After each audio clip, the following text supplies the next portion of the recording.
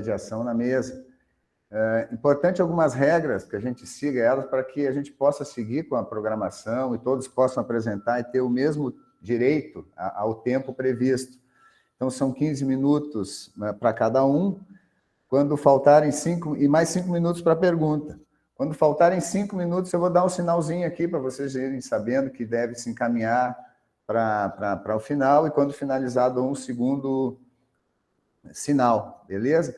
Quem for fazer perguntas nesses 5 minutos, que seja objetivo, porque às vezes as pessoas pedem a palavra não para fazer uma pergunta, mas para fazer uma consideração. Nesse caso aqui, a gente não tem esse tempo para grandes discussões, né? Que apresenta, faz alguma pergunta dentro desses 5 minutos e depois se cria assim, uma possibilidade de continuar fora daqui, de se fazer esse contato, tá bem? Vamos lá então, Kleber. Pronto? Pode começar. Boa tarde, Kleber Eduardo. Augusto, perdão, Kleber. A gente vai começar com a apresentação, então, do Kleber Augusto Ribeiro. O tema da apresentação é financiamento público do esporte, uma análise da lei de incentivo fiscal do Estado do Ceará. Agora sim. Obrigado, Eduardo. Boa tarde, colegas. Boa tarde, Gisele, que está aqui presente, presidente eleita da Abragesp, né, para os próximos 2 anos. Tem alguns colegas aqui também que eu gostaria de dar um salve, né? O João, lá de Brasília, também está na Federal do Paraná. Vamos lá. Bom, o tema do trabalho é financiamento público do esporte, né, uma análise da lei de incentivo fiscal do Estado do Ceará. Esse trabalho é de autoria minha, em parceria com a minha orientanda Nathalie Maciel, o colega do grupo de pesquisa Roger Mesquita, outro colega também do grupo de pesquisa Emanuel Carneiro, e o meu orientador de doutorado, o professor Ari Rocco. Né, uma produção em parceria do Instituto Federal do Ceará e da Escola de Educação Física e Esporte da USP, por meio do GPCOM, né, do Grupo de Pesquisa em Comunicação e Marketing no Esporte.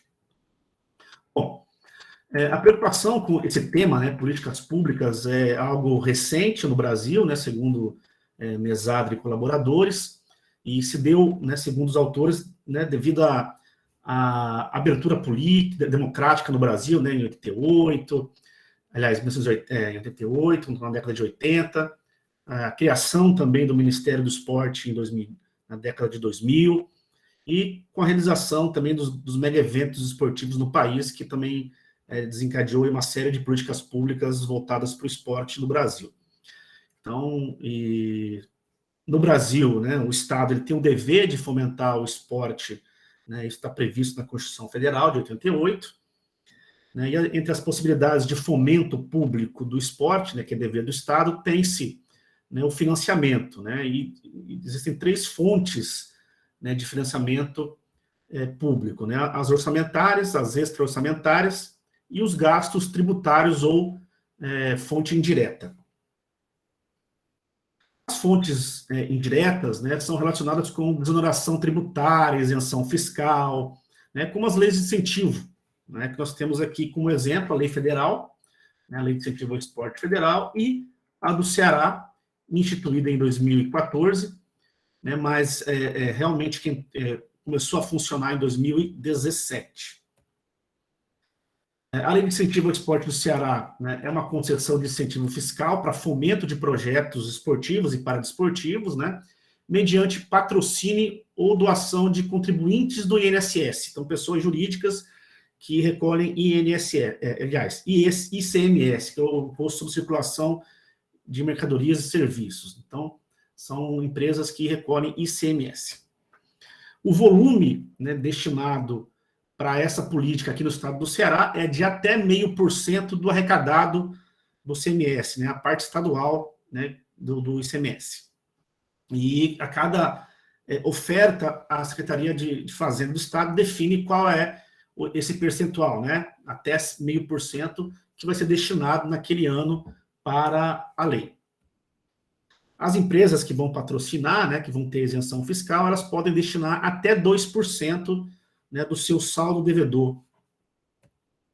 As etapas, né, de execução da lei, né, as pessoas jurídicas de direito público ou privado, tem que submeter, né, tem que escrever o seu projeto, esportivo ou paradesportivo, nas manifestações esportivas de educacional, rendimento e participação.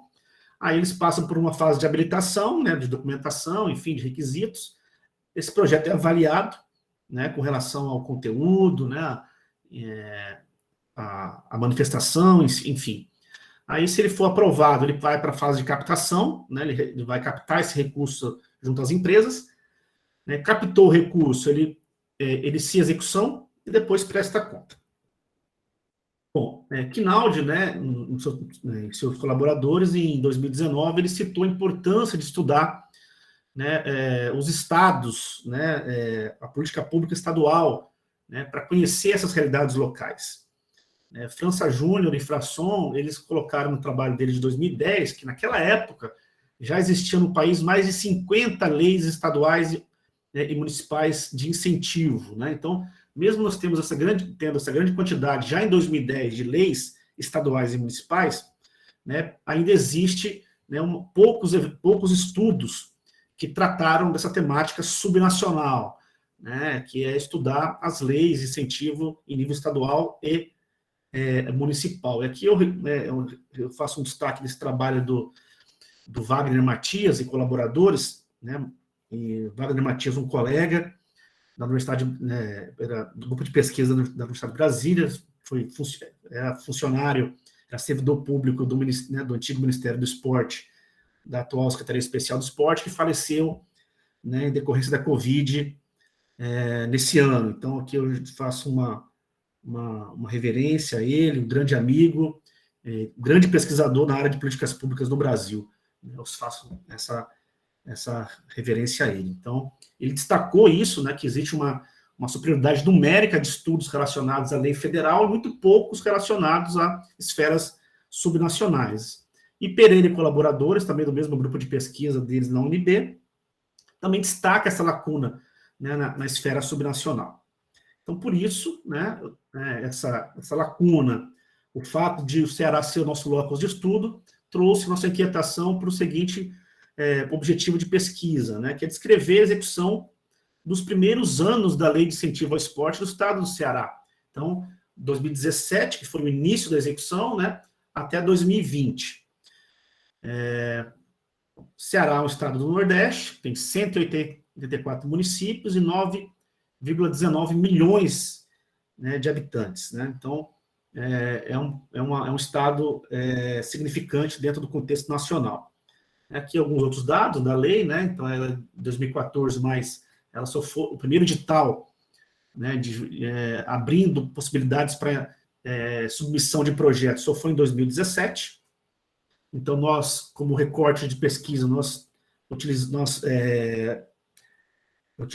o edital número 1 e o edital número 2, né, que a execução desses projetos, desses editais, foi de 2017 até 2020. O edital 3, que foi lançado em 2019, mas só começou a ser executado em 2020, nós não consideramos para essa pesquisa, porque o processo é muito longo, né, então os projetos ainda não estavam em execução. Método, né, pesquisa de natureza aplicada, são resultados que vão fornecer informações para o poder público, abordagem quantitativa, métodos documental e descritivo, técnica de análise de dados, estatística descritiva, e para apresentação, organização e discussão dos resultados, nós utilizamos aí o modelo, né, de Bochetti, que também foi utilizado por Carneiro e Mascarenhas, que apresentar, né, discutir os resultados baseados nas dimensões de magnitude do investimento, né, montante, volume de investimento, e direção, para onde vai o recurso, né? A coleta de dados foi realizada de janeiro a fevereiro, né, do início desse ano, de fontes documentais primárias, né, que foram obtidas nos portais, nos meios de comunicação e também, né, in loco, né, no próprio órgão. Bom, iniciando os resultados, né, que nós encontramos, então, de acordo com o montante, né, o volume de recursos aplicados na lei. Então, 2017 a 2020, tivemos aí 29 milhões de recursos destinados, né, pela Secretaria da Fazenda, mas apenas 20 milhões executados, né? Foram captados e executados. Então, 69%, né, do recurso destinado foi realmente executado como política, né? No edital número 1, né, foram 7,6 milhões aprovados e 41%, né, captado. Então, abaixo de 50% do recurso captado. Logicamente que, vocês vão poder ver mais adiante, né, o primeiro edital foi publicado em novembro de 2017, final do ano, né, e como esse recurso ele geralmente é destinado, né, por ano, né, por exercício financeiro, né, então foi muito pouco tempo para a execução, né, dos projetos, né, para captação e execução dos projetos. Então, isso comprometeu a captação e execução do primeiro ano, né, os dados do primeiro ano. Já no edital 2, dos 13 milhões aprovados, 59% foi captado, então houve um aumento significativo da eficiência da lei, né, do sucesso da política. Faltam 5 minutos, Kleber. Obrigado.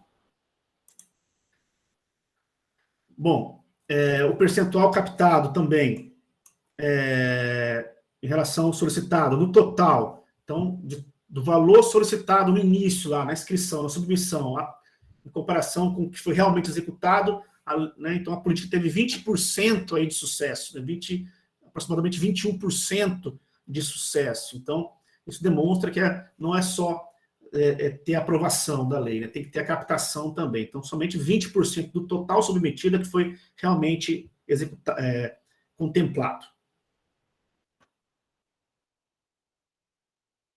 Bom, com relação ao montante numérico de projetos, né? Então, vocês podem perceber que de edital número 1 para o edital número 2, houve aí um incremento, né, um crescimento de projetos submetidos de 117%, demonstrando aí, né, um aumento do conhecimento da política no Brasil, no estado do Ceará, desculpe. Né? No total de projetos submetidos, 41% foram aprovados, então, menos da metade foi aprovado. Né? Desses aprovados, apenas, aliás, total submetido, 22% conseguiu captação. Então, de todos os projetos submetidos, apenas 22% conseguiu captação e execução, né, no caso. Né? Demonstrando que essa aprovação, né, somente a aprovação do projeto frente à comissão de avaliação não é garantia de sucesso, né? Então, 41% foram aprovados, mas somente 22% conseguiu captação. Com relação ao direcionamento, né, da política, né? Vimos o montante, agora o direcionamento. Com relação à manifestação esportiva atendida, né? A gente pode perceber aqui no resumo dos 2 editais, né, que as manifestações do desporto educacional e de participação somam aí aproximadamente 90% de todo o recurso, aliás, de todos os projetos. Então, né, em número de projetos, 90% foi nas manifestações educacional e participação, e apenas 10% dos projetos submetidos eram da manifestação de rendimento. Tem um item também interessante, é que os projetos de rendimento, eles não têm 100% da isenção fiscal, apenas 80% da isenção fiscal. Esse pode ser um fator limitador da submissão de projetos de rendimento e também da contemplação. Já falando de valores, né, por manifestação, a gente pode perceber aqui, ó, né, 100% em 2020, né, 100% do recurso para as manifestações educacionais de participação, e nem em nada em 2020 foi destinado ao esporte de rendimento. Do total, apenas 3% foi para o esporte de rendimento, e os outros 96%, né, foram para as manifestações educacionais de participação. Então, predomínio de projetos nessas 2 manifestações.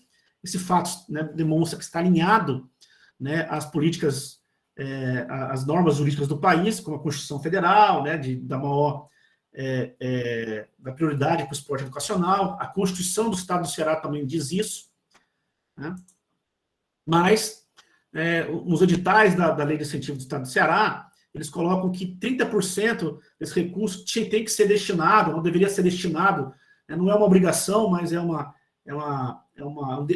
dos objetivos da lei, que 30% vá para o esporte de rendimento, fato que não aconteceu. Então, né, não está atendendo esse percentual para o esporte de rendimento.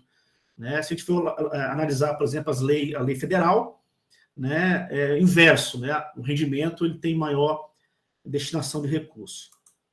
Bom, com relação ao tipo, né, de organização, né, para onde esse recurso foi, né, qual organização foi contemplada, tipo de organização, as associações socioeducacionais, né, os clubes esportivos, foram os que mais submeteram projetos, e as prefeituras também, né, mas, né, vocês podem perceber que prefeitura, né, apesar de ser a terceira com maior submissão de projetos, foi, né, uma das últimas em captação.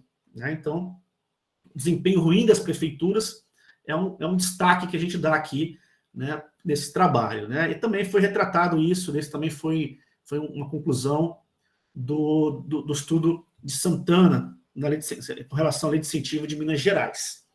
Aí, com relação ao volume de recursos, vocês podem perceber que a prefeitura cai no ranking, né? Então, apenas 2,65% de todo o recurso captado foi captado por prefeituras. Né? E aqui as federações já sobem, né, no ranking, né, sendo aí responsáveis por 25% de todo o recurso captado. Fechou o tempo, Kleber. Ok. Então, só finalizando aqui, né, temos mais alguns dados de modalidade esportiva. Né? Destaque também para a região metropolitana, né, que tem o maior número de projetos e recursos aprovados, né, demonstrando aí, né, uma carência de recursos para o interior do estado. Né, e como conclusões do trabalho, né, o crescimento acentuado no número de projetos demonstra a evolução, interesse e conhecimento da lei. O volume de recursos também aumentou, né, mas estagnou. Né, e também temos a fase da pandemia, que o governo manteve o recurso, isso foi importante. A prioridade do desporto educacional foi concretizada, no entanto, comprometendo um pouco o desporto de rendimento. As prefeituras e ligas, que são importantes no desenvolvimento do esporte no interior, foram as menos contempladas. Né? E, por fim, a lei de incentivo representa uma importante política de promoção, né, do esporte no estado do Ceará, mesmo, né, apenas 22% de sucesso, né, dos projetos submetidos. Então, se demonstra que o Estado deve tomar iniciativas para ampliar essa captação e também criar outras formas de financiamento público. Como implicações teóricas, né, o estudo contribui com essa lacuna, né, de estudos relacionados à lei de incentivo em esfera subnacional, e também como implicações práticas, nós ofertamos esse relatório técnico para a Secretaria do Esporte aqui do Estado, e também um dashboard de controle desses processos, né, e dessa execução que eles não tinham. Bom, é isso. Né, temos aqui algumas referências que eu vou deixar para vocês disponível depois. Né, obrigado. Desculpem passar aí 2 minutos. Obrigado, Kleber. Temos perguntas aí? Alguém gostaria de fazer alguma pergunta nesse tempo que nós temos ainda? Sabrina, por favor. Boa tarde, Kleber. Parabéns pela sua apresentação. Kleber, eu vou fazer uma pergunta rapidinho aí para a gente não se atrasar.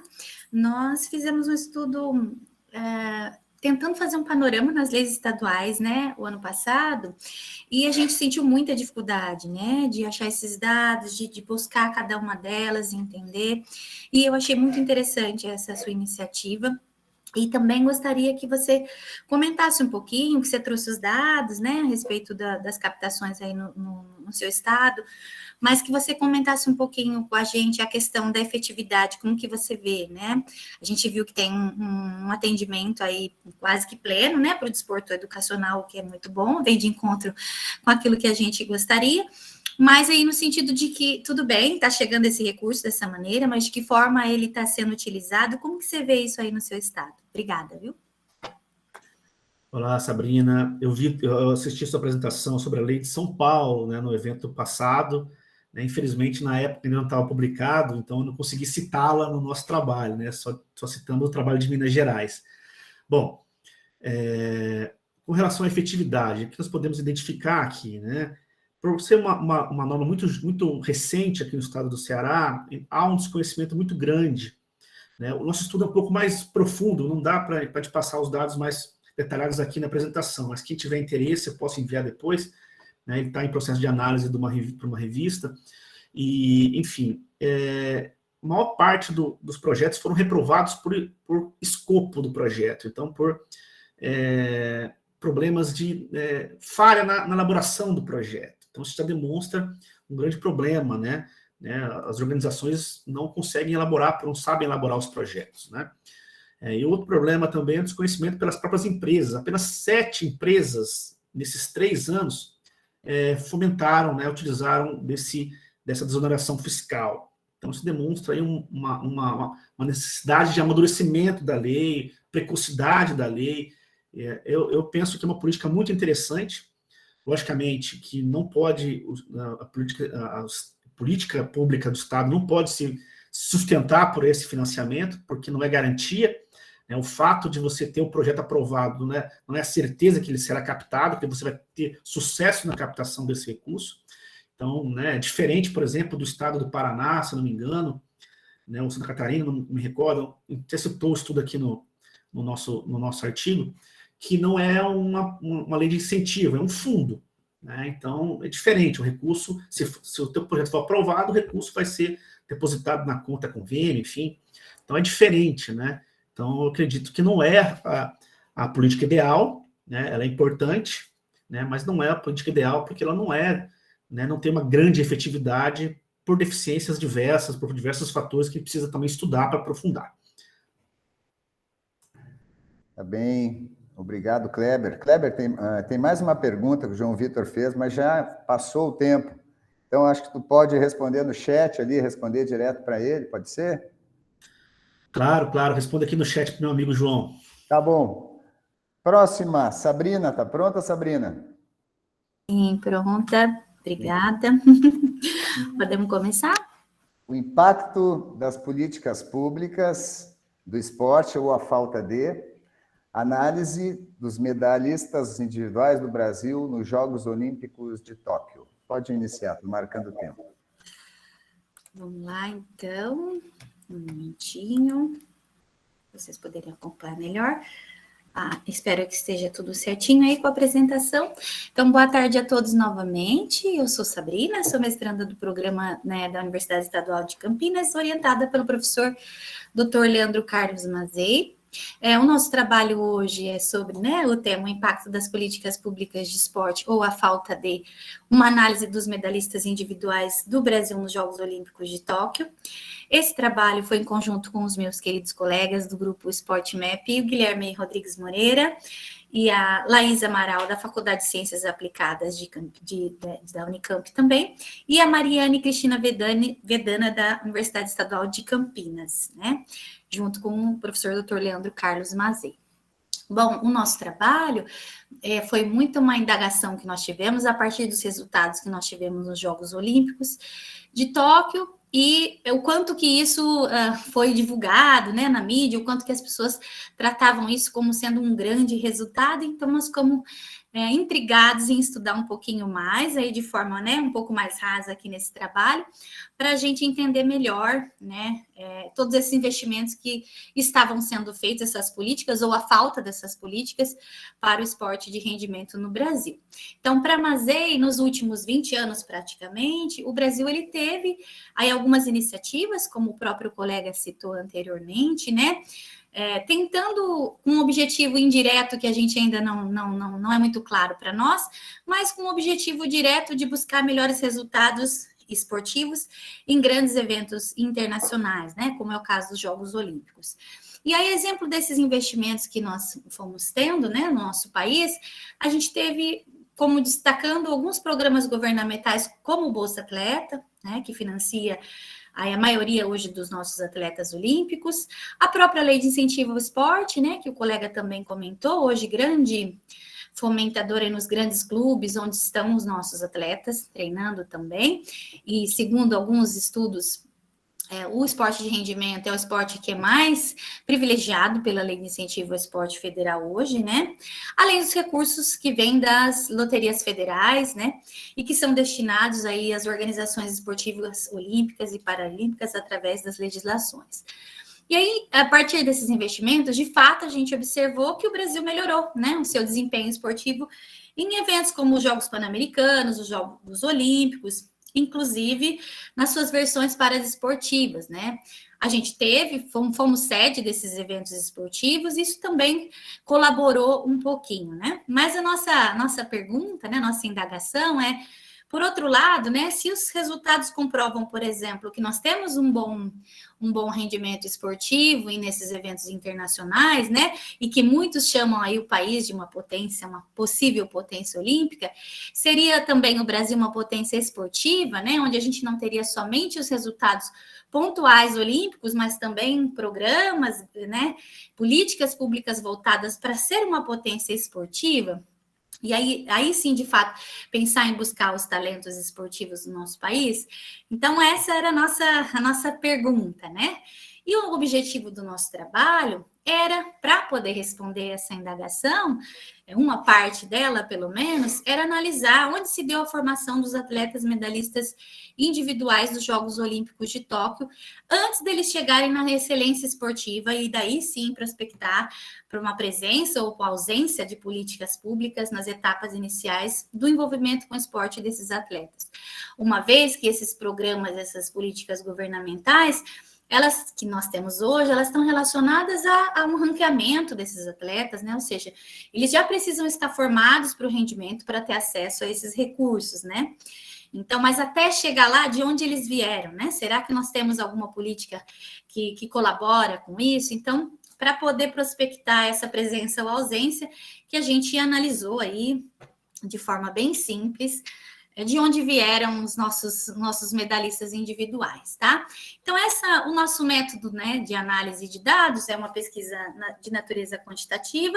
A gente se propôs a coletar através das buscas de sites especializados em esportes e também nas mídias individuais, sociais dos atletas, né, dos 20 atletas, que juntos somaram 18 medalhas, e que correspondem a 86% do total de medalhas conquistadas pelo Brasil nos Jogos Olímpicos de Tóquio. Então, bastante, né?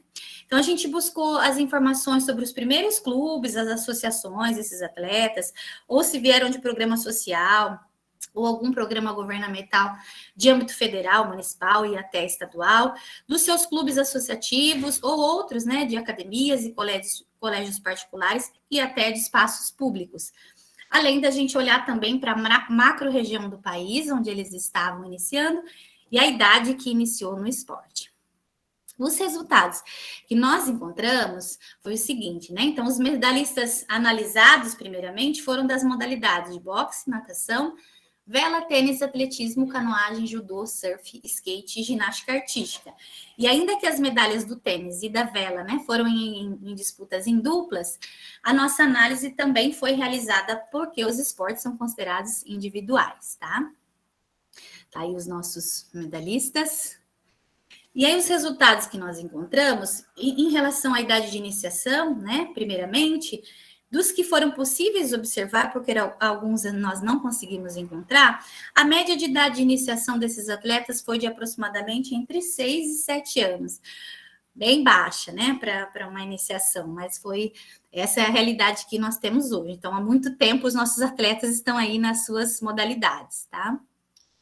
Depois, em relação à macro-região, constatou-se que o início da prática esportiva de 9 atletas, que corresponde a 45%, se deu na região sudeste, onde está concentrado mesmo os grandes clubes do Brasil, né? E de 7, 35% na região nordeste e 4, 20% na região sul do país, como a gente vê aí nos gráficos. Então, o sudeste está concentrando ainda, né, um maior contingente aí dos atletas medalhistas hoje. Em relação ao local de origem da iniciação, que era o nosso grande foco na análise, foi constatado que 4 atletas, cerca de 20%, conheceram e começaram a praticar o esporte, que foram medalhistas, em projetos sociais e programas governamentais das esferas municipal e federal. né? E cerca de 30% iniciaram a prática em clubes sociais associativos e outros 6%, considerando inclusive as duplas da vela e do tênis, aproximadamente 30% iniciaram no esporte em colégios particulares, instituições e academias privadas sem ou com fins lucrativos. E aí, interessante a questão também que a gente descobriu, né, com essa pesquisa, que 4 atletas, 3 do surf, 3 do skate e 1 do surf, 20%, que corresponde a 20%, que a partir da cultura destes esportes, iniciaram suas práticas em espaços públicos ou ambientes naturais, né?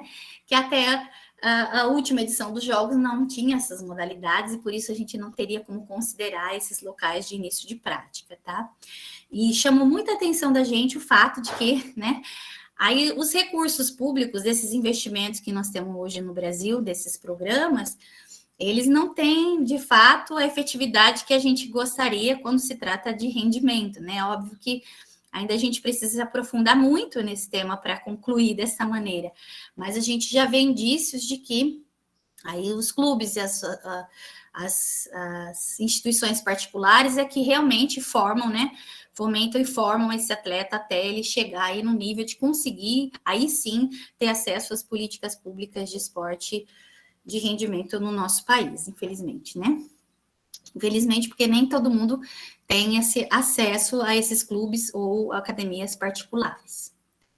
As implicações teóricas deste estudo e também práticas, é claro que a gente precisa aprofundar muito mais essa pesquisa para entender melhor esses dados, né, relacionar a um quantitativo de programa ofertado, para de fato pensar, né, numa democratização do esporte, pensar nesse quantitativo de recurso investido também e outras variáveis que a gente tem, para pensar nessa questão de excelência. Acho que são muitas variáveis, né, mas esses dados que a gente inicialmente levantou nos levam a pensar assim, poxa, nós temos aí programas, né, que estão, de fato, fomentando, né, democratizando, levando para mais pessoas, uma vez que a gente, por exemplo, tem o Isaquias, né, que saiu de um programa social, medalhista, né, que o Brasil todo torcendo para ele. Será que se nós tivéssemos mais programas, será que se nós tivéssemos mais políticas, né, voltadas para democratizar mais o esporte, ao invés de ficar centralizando somente aí os recursos em momentos pontuais, né, de ciclos olímpicos, aí sim, né, a gente poderia pensar em ser chamado de potência esportiva, né? Mas, né, sendo o nosso país em uma dimensão continental, quantas mais, né, talentos nós poderíamos descobrir com esses programas, ainda que não seja o foco dos programas hoje educacionais, né? Então, só para a gente pensar um pouquinho nesses resultados. As referências bibliográficas, sim, as referências bibliográficas que nós utilizamos, né? E aí, agradeço demais a atenção de vocês e fico à disposição para qualquer dúvida, ou comentário, ou contribuição. Obrigada. Pô, Sabrina, falei 5 minutos, não era para terminar. Obrigado, estou brincando. Fico eu atrapalhando as pessoas. Muito bem, muito obrigado. Pessoal, temos bastante tempo aqui, sobrou bastante tempo. Se alguém tiver algum interesse em fazer alguma pergunta, vamos ver no chat se tem alguém aqui. Pode abrir o microfone. Eu tenho, professor. Por favor, João. Primeiro, parabenizar, né, a Sabrina pela apresentação. Eu só queria saber, Sabrina, se vocês consideraram, quando foi olhar o início da prática, se o clube ou a entidade que o atleta começou tinha recurso público. Porque a gente sabe que a maioria deles tem, né, ou via Lei Aguinaldo Piva, ou via Lei de Incentivo ao Esporte, ou algum outro tipo de patrocínio público. Pode não ser necessariamente uma política pública, mas a gente sabe que esses clubes têm recurso público indireto, né? Então, eu queria saber se vocês olharam esse tipo de coisa também. Sim, mas não foi possível, por isso que a gente não trouxe o dado, porque não foi possível para todos, tá, João? Mas sim, assim, dos 6 que a gente tem que vieram de clubes, 4, né, um dado ainda assim preliminar, né, tinham sim recursos, né, seja de âmbito municipal, ou estadual, ou federal, né, eles advindam de recursos que vêm dos recursos, né, dos fundos públicos.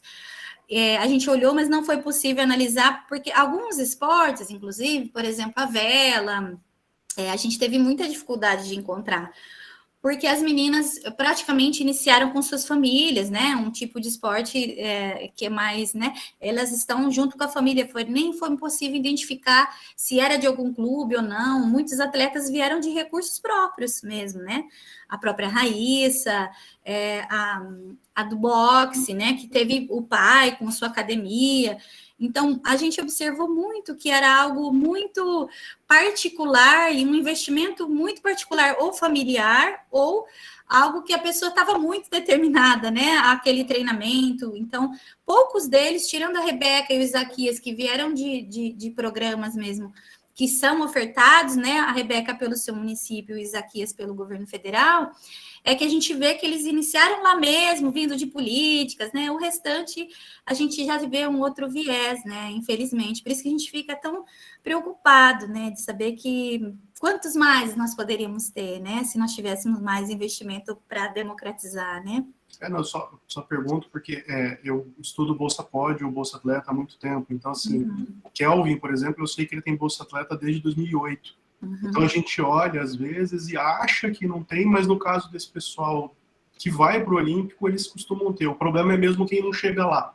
Eu acho que é um pouquinho... Quem chegou, deu certo. O problema é quem não chegou. Exatamente.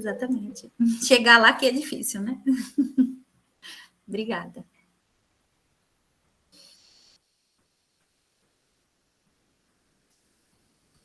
Mais alguém? Mais alguma pergunta? Sabrina, se quiseres fazer uma última consideração, tem um tempinho. O João Batista que colocou aqui, posso ler, professor? Claro, não vi. Ele colocou, como se trata de esportes de alto rendimento, o que fazer para que os recursos alcancem aqueles que não possuem condições financeiras para o desenvolvimento de suas qualidades. O que fazer, a gente também está buscando entender, mas a gente pensa que talvez, se tivesse um investimento maior, né, no sentido de ter mais programas mesmo, para outras populações terem acesso, né, João? A gente viu que a macro-região do Norte e Nordeste, ela tem menos acesso. Isso a gente vê nos resultados esportivos mesmo. Então, talvez se a gente tivesse, né, chegando mais esporte para as mais pessoas, a gente conseguisse mais pessoas para representar o Brasil, né? E o que nos incomoda é exatamente a questão de ser algo pontual o investimento. Então, próxima à Olimpíada, todo mundo fala, né? Em política, em investimento, a gente vê um movimento do governo, dos governos, né? Federal, estadual, municipal, em fomentar o esporte, mas depois isso esfria, acaba, né? E aí fica muito pontual, isso é muito ruim, né? Então, no mais, professora, acho que eu vou finalizando aqui. Agradeço demais a presença de vocês e a participação e fico à disposição para qualquer colega que queira discutir um pouco mais profundamente sobre o tema. Até mais. Obrigada. Muito obrigado, Sabrina. Próxima apresentação a gente vai conseguir iniciar, inclusive, no tempo previsto ali. É do João Vitor Moretti de Souza, Gestão do Esporte nos Estados e Municípios Brasileiros. O caso do estado de Santa Catarina. Está pronto, João Vitor? Estou pronto sim, professor. Eu vou compartilhar a tela aqui. Você só me avisa se está ok. Ok. Ok? Então, ok. Bom, vou fazer a apresentação aqui, né, do tema que o professor já falou, né, a gestão do esporte nos estados e municípios brasileiros, o caso de Santa Catarina. É um trabalho feito, né, por mim, que sou mestrando da UFPR, doutorando da UFPR, do professor Fernando Marinho Mesadri, assim como a Sabrina Furtado, que é a coautora desse estudo, também é doutoranda da UFPR. Nesse trabalho, a gente traz alguns dados sobre essa pesquisa realizada pelo Instituto de Pesquisa e Inteligência Esportiva, que é o GEM, né, a Gestão do Esporte nos Estados e Municípios, que é um instrumento de pesquisa que ele atualmente tem 1.828 municípios cadastrados, em 16 estados brasileiros, né, ele é uma pesquisa em andamento, então os dados podem estar um pouquinho diferente do que a gente enviou lá para fazer a inscrição para o Congresso, né, porque ele ainda está em funcionamento. O objetivo dele, né, tá aí na tela para vocês verem, né, de pesquisar, levantar, catalogar e analisar os dados na gestão municipal do Brasil, né, para auxiliar os gestores dando subsídios para a tomada de decisão. O caso específico aqui de Santa Catarina, que é o nosso tema de hoje, a gente tem 168 municípios que responderam a esse questionário, o que representa 56,95% do estado. Isso que eles responderam, ou integralmente ou parcialmente o nosso questionário. Esse questionário ele é composto por aproximadamente 270 questões. Eu coloco ali o aproximadamente porque tem algumas questões condicionais que, dependendo do que o gestor responde, abrem outras questões. Então, não necessariamente são 270 o tempo inteiro. E divididas em 6 pilares, ali o dado da entidade, governança, recursos humanos, políticas para o esporte, infraestrutura e cultura esportiva. E todos esses dados são fornecidos depois para o gestor, para que ele possa acessar essas informações e comparar a situação do município dele, da região dele, do estado dele, com outros municípios de características semelhantes, ou até algum município que o gestor se espelhe, para ele ter mais embasamento para tomadas de decisão, e que isso pode impactar na política do esportivo daquele município ou daquela região. Aqui o caso de Santa Catarina, como eu já coloquei ali, 168 dos 295 municípios responderam ao questionário. Então ali a gente colocou um mapinha para vocês terem um pouco da noção de como foram essas respostas. 30,85 responderam 100% o questionário e 26,10 responderam parcialmente. Isso muito por conta da questão das questões condicionais, que às vezes a tela não abre para o gestor responder, então por isso fica essa diferenciaçãozinha.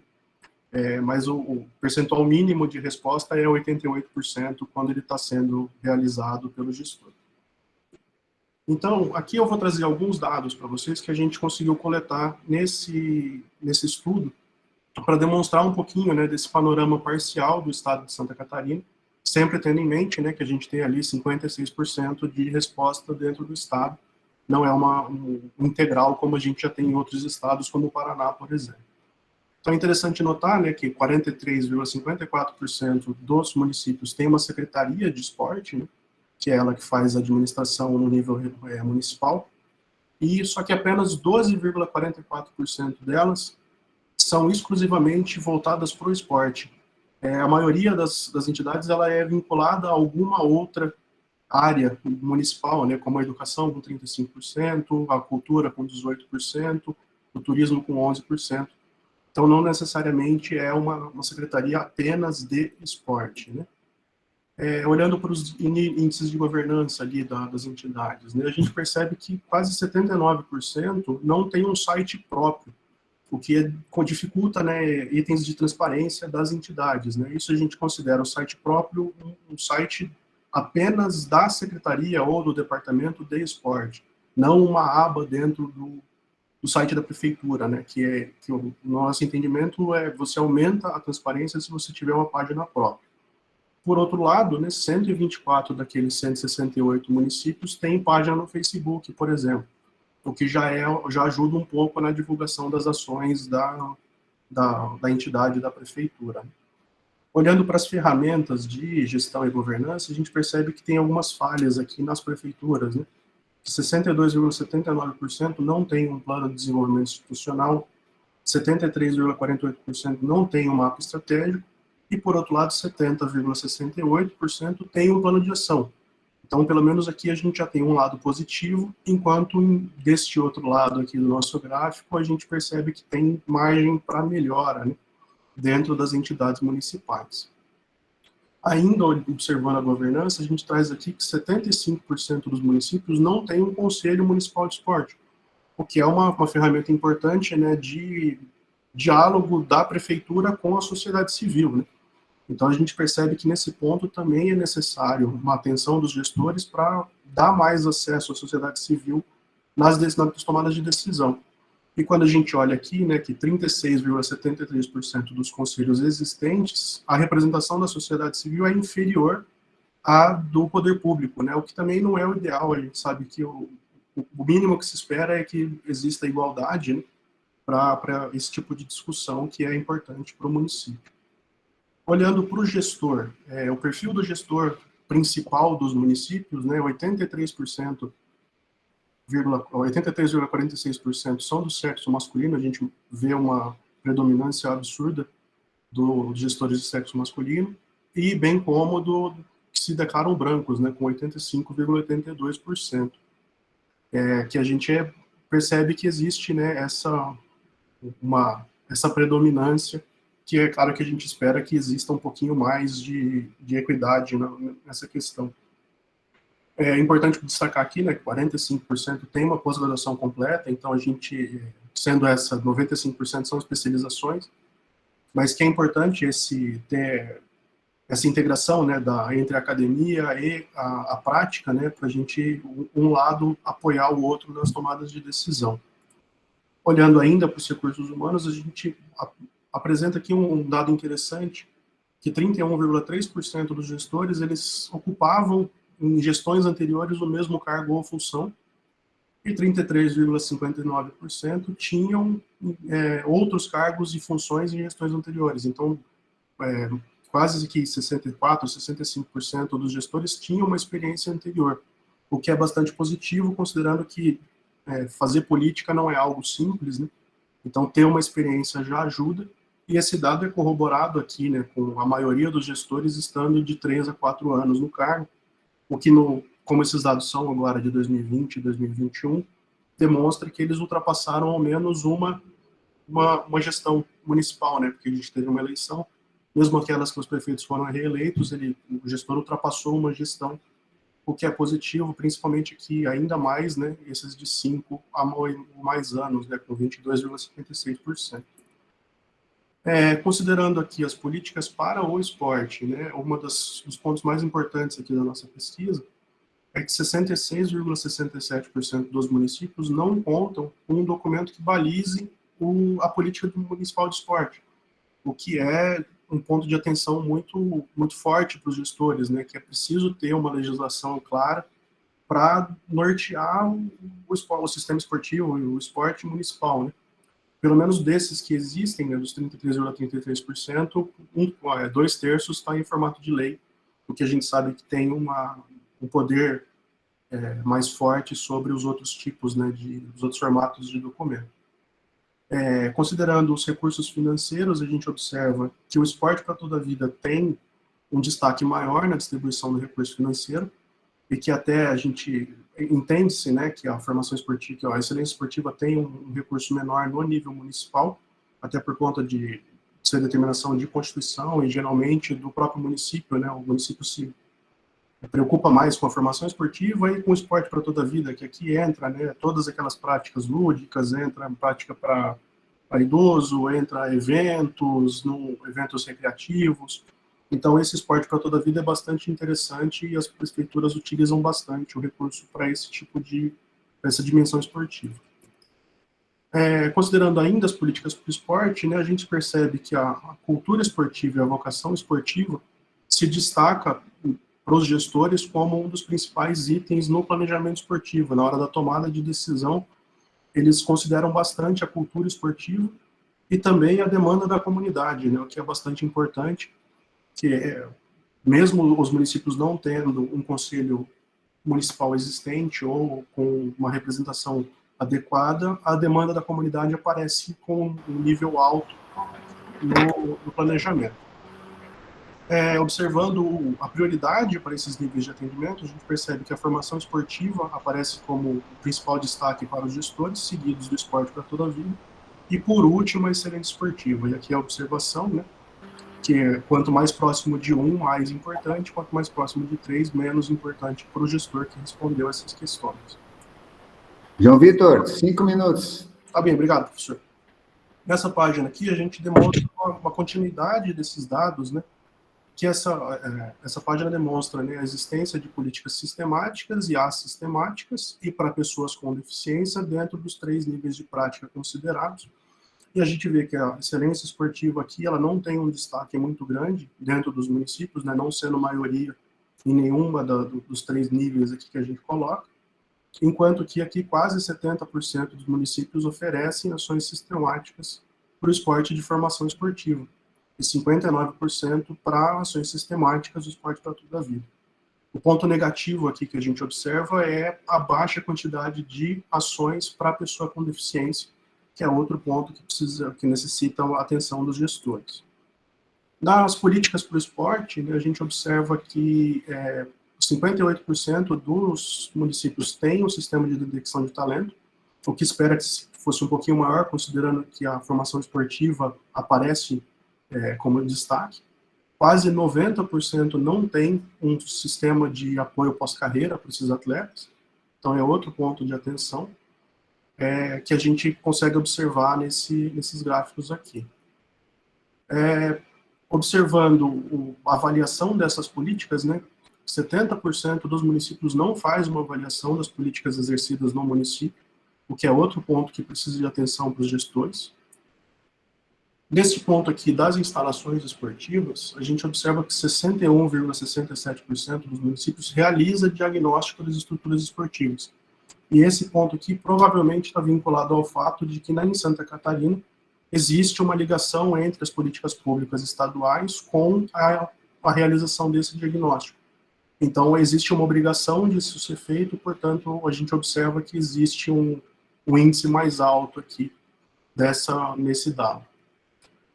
Das instalações esportivas aqui, todas são de administração da prefeitura, né, da secretaria ou do departamento, então não são todas as estruturas existentes no município. A gente observa, né, que ali é o campo de futebol, o ginásio, esse tem um destaque um pouco maior, assim como as academias para a terceira idade concentram o maior grau aqui de existência.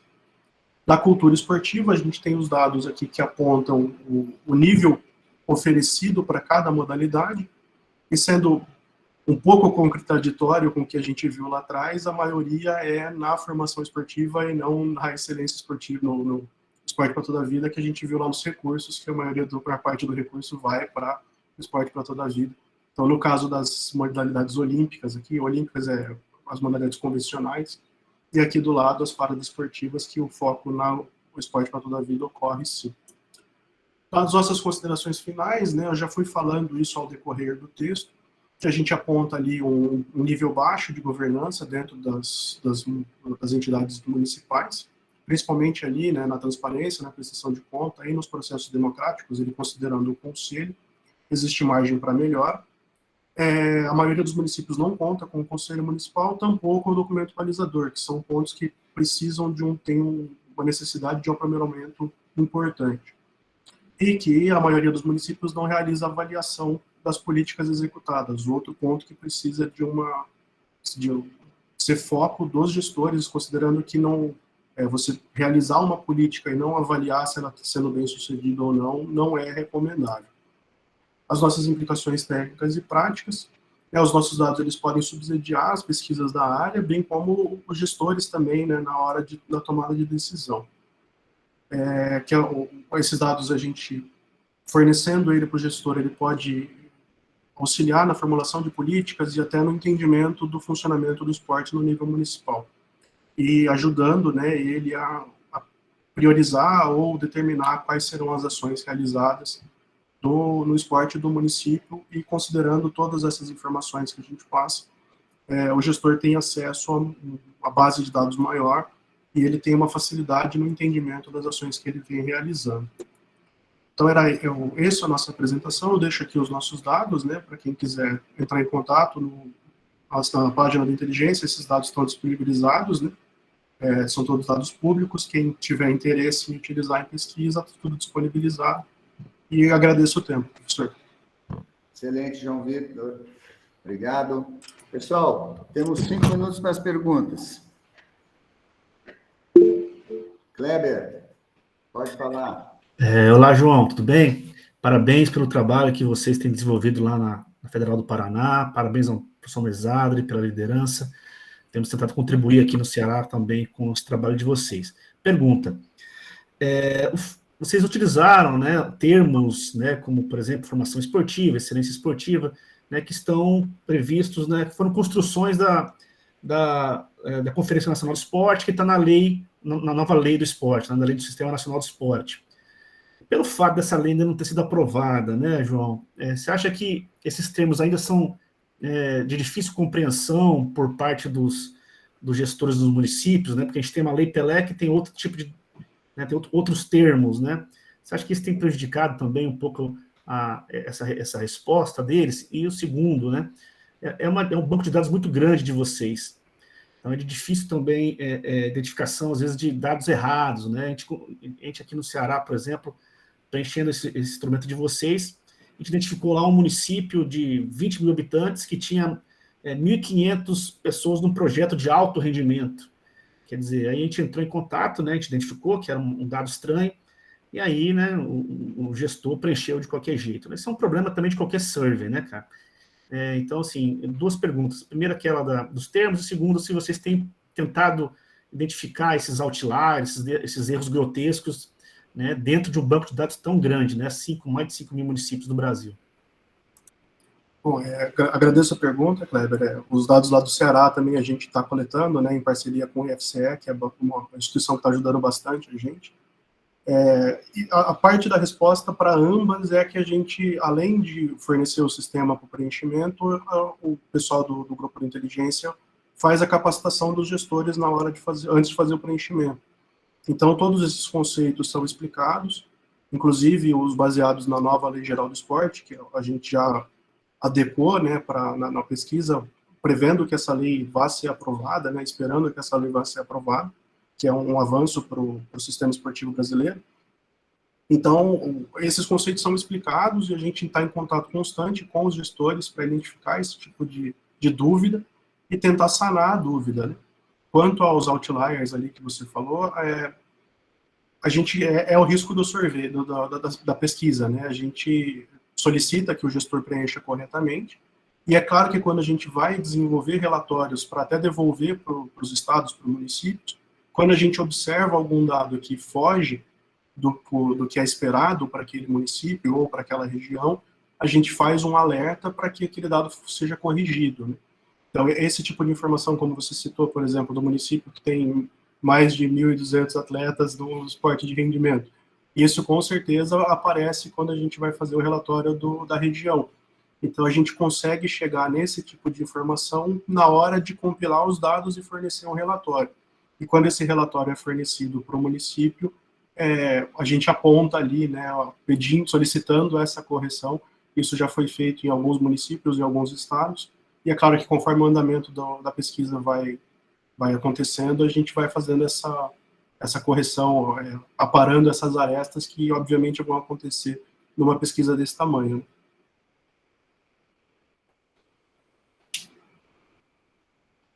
Mais alguém? Temos um minuto ainda. João, se quiser fazer uma última saudação aí, fique à vontade, nesse minuto.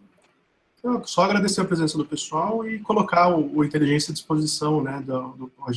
O Kleber já conhece o nosso trabalho, então ele pode falar de como a gente faz o nosso trabalho e colocar à disposição para os demais pesquisadores. Ótimo, obrigado. Próxima apresentação, Luiz Ricardo da Luz, análise dos recursos destinados pelo Fundo Especial de Incentivo a Projetos Esportivos na cidade de Londrina, 2017-2020. Está aí, Luiz Ricardo. Boa tarde, sim. Vou abrir a apresentação aqui. Sim, abre para a apresentação.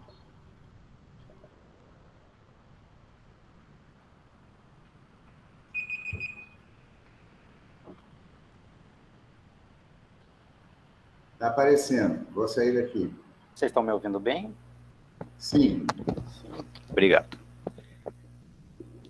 Boa tarde a todos e a todas. Meu nome é Luiz Ricardo da Luz, sou discente de bacharelado em Educação Física pela Universidade Estadual de Londrina. Hoje vou apresentar o trabalho denominado em análise dos recursos destinados pelo Fundo Especial de Incentivo a Projetos Esportivos na cidade de Londrina, de 2017 a 2020. Trabalho realizado em parceria com a discente Raiane Dias Alhadas, da Federal de Juiz de Fora, orientada pelo professor Dr. Paulo Lanes Lobato, docente da Federal de Viçosa. Então, está estruturada, vou falar da introdução, seguindo os métodos, resultado de discussão, conclusão e as implicações teóricas e práticas retiradas desse trabalho. Então, para a gente entender um pouco mais sobre o trabalho, obviamente que não tem como aprofundar muito sobre a temática, a gente pode retirar aqui políticas públicas pode ser entendido como as ações planejadas e implementadas pelo poder público na sociedade por meio de programas governamentais. Como disse, não tem como a gente aprofundar, falar sobre o ciclo da política pública, ou o que é, enfim. Mas essa definição a gente já consegue entender um pouco para darmos continuidade ao trabalho. Quando nós vamos para as políticas públicas de esporte, estaria provável nos dizer que há um aumento da procura por ações do Estado no campo esportivo, sejam elas na disponibilização de locais adequados para a prática, no incentivo às modalidades, no incentivo aos atletas, por quê?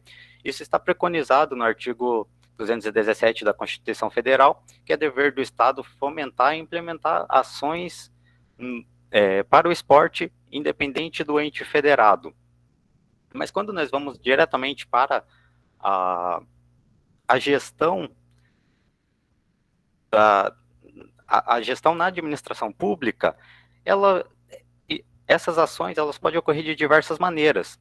Então, ela pode ocorrer numa parceria público-privada, numa lei de incentivo, o Estado pode não realizar as atividades, o Estado pode puxar as atividades todas para si, enfim, em diversas áreas, há diversas formas de ocorrer. E uma delas é a destinação de recursos para organizações do terceiro setor sem fins lucrativos, em que o Estado atuará como fiscalizador dos serviços prestados.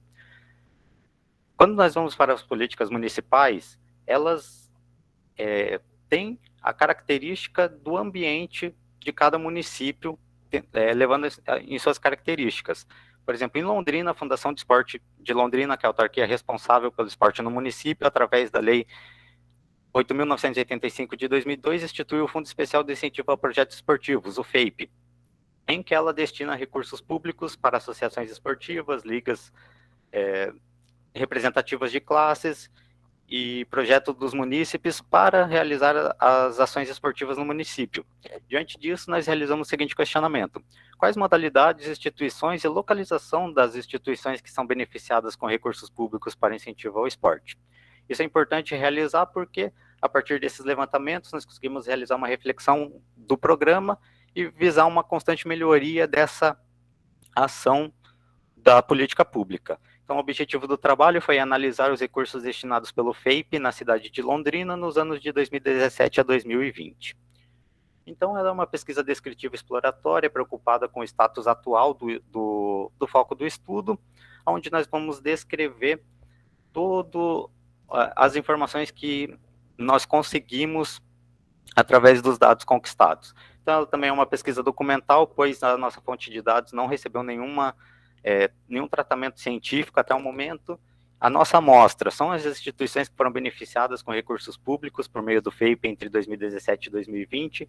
Nós escolhemos esse período porque ele se trata de um período de uma administração municipal em que fica responsável por essa área. A coleta de dados, ela ocorreu por meio do Jornal Oficial do Município, onde nós pesquisamos o termo FEIP, com as datas entre 1º de janeiro de 2017 e 31 de dezembro de 2020. Pegamos todas as edições que continham o termo e verificamos quais eram necessários para nós. Porém, nem todos os dados estavam disponíveis, nós tivemos que requisitar alguns por meio da Lei de Acesso a Informações Públicas, requisitados diretamente à Prefeitura de Londrina. Todos os dados foram compilados e tabulados para obter os dados das modalidades e instituições, analisados por meio do software Excel versão 2016. Então, aqui nós temos os dados, os primeiros dados dos valores que foram disponibilizados. Então, durante os 4 anos, foi disponibilizado mais de 19 milhões em recursos, sendo 40% para a formação esportiva da juventude, 36% para o desenvolvimento do esporte adulto, 9% para as ligas londrinenses, 7% para o programa de modalidades alternativas, 6% para o programa de esporte para pessoas com deficiência e 0,07% para o programa de eventos comunitários e de lazer. Esse programa ele não teve nenhum recurso, nenhum valor destinado, ele estava disponível apenas no edital de 2017, então aqui é o único local onde vão ouvir falar dele, ele foi uma política descontinuada nos outros anos. Porém, quando nós vamos para os valores que foram, de fato, destinados, foi um pouco mais de 16 milhões e 700 mil, sendo 42% desse valor para a formação esportiva da juventude, 36% para o desenvolvimento do esporte adulto, 10% de apoio às ligas londrinenses, 6% de modalidades esportivas alternativas e apenas 4% para o programa de esporte para pessoas com deficiência. Antes de darmos continuidade aos valores que foram destinados, nós vamos falar da distribuição das sedes. Então, no total, foram 29 instituições que receberam os valores, e a sede dessas instituições estavam localizadas 11 na região central, 8 na sul, 6 na oeste, 4 na leste. É importante esse levantamento porque, entre as obrigações das instituições que recebiam no programa de formação esportiva da juventude e no incentivo ao desenvolvimento do esporte adulto, está a disponibilização da obrigação de um polo social da modalidade em que recebe o recurso. Então, por meio desse levantamento, a gente consegue inferir que a região norte e a região rural de Londrina não tem essas instituições, então ela não recebe o polo social de uma das modalidades, o que pode levar essas pessoas da região norte de Londrina a ter que se deslocar a outras regiões para poder ter o seu direito à prática de uma modalidade ou da modalidade em que mais lhe desejar. Então, é importante realizar esse levantamento da distribuição dessas sedes nos locais. Voltando aos valores, que nós temos os valores dos recursos públicos que foram destinados por faixa de valores agrupado. Então, 5 instituições receberam menos de 100 mil, 7 instituições entre 100 mil e 250 mil, 6 instituições entre 250 mil e 500 mil, enfim. E 4 instituições que receberam mais de 1 milhão. Obviamente que os dados acima têm algumas informações que nós podemos levar, porém, aqui nós podemos verificar que dessas 4 instituições que receberam mais de 1 milhão, se juntar o valor delas, juntas elas receberam 46,25% dos valores destinados. Aqui nós falamos das modalidades, né? Então, aqui a gente percebe que na categoria juventude, a maioria das modalidades recebeu entre 250 mil e 500 mil e mais de 500 mil. Já na categoria adulto, a maioria das modalidades recebeu menos de 250 mil. A categoria de ligas, em que apenas 2 instituições recebem todo o recurso para apenas 2 modalidades, as 2 receberam mais de 500 mil durante todo esse período. E no programa de esporte para pessoas com deficiência, todas as instituições receberam menos de 250 mil, e a grande maioria menos de 100 mil. Quando nós olhamos esses dados das 4 instituições na categoria juventude e adulto, as modalidades que receberam esses valores acima de 500 mil são basquete, atletismo, futsal e handball. Isso coaduna com outros achados na literatura, em que diz que essas modalidades elas recebem mais recursos por serem modalidades coletivas, exceto o atletismo, porém o atletismo ele contém um rol muito grande de modalidades diferentes, o que acaba influenciando no tanto de recursos que ela recebe. Das 2 modalidades, 2 modalidades apenas receberam mais de 1 milhão de reais em recursos, que foi o basquete adulto e o futebol nas ligas, né?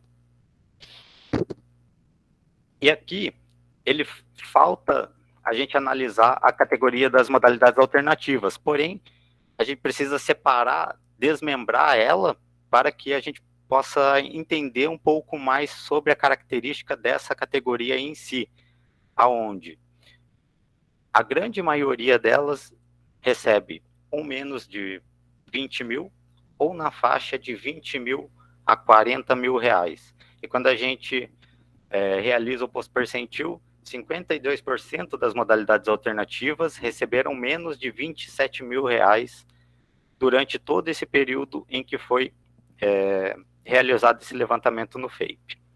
Diante disso, Luiz, 5 minutos, Luiz. Tudo bem, obrigado. Diante disso, nós temos algumas conclusões. Então, o FAPE ele atende diversas modalidades e instituições no município de Londrina.